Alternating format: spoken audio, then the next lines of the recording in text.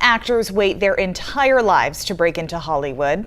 At just the age of 23, Nicole Maines already has a big break and is playing an iconic role as a superhero on the CW show Supergirl. Nicole is a transgender woman, and this role in some ways has mirrored her own life.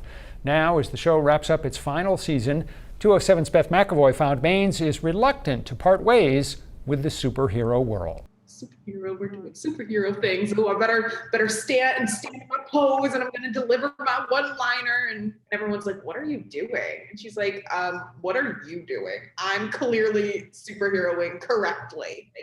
That's that. I was just stoked. To being first. When she was a teenager, she was the anonymous plaintiff in the Maine. Actors, like, can't you just act? And it's like, to a degree, of course. But first of all, the most stirring performances come from things rooted in truth.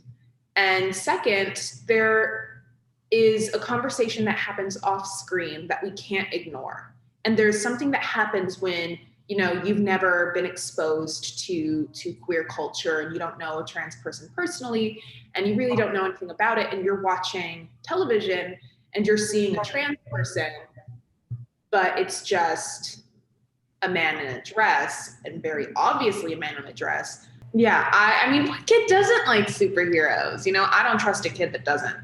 I remember being a little kid, and we'd really, really love to have Dreamer be a part of that and have that be her comic book debut. And they asked me if I wanted to write it. And so they gave me this whole comic book writing crash course. And it pretty much told me to go wild, kind of where the bar is set.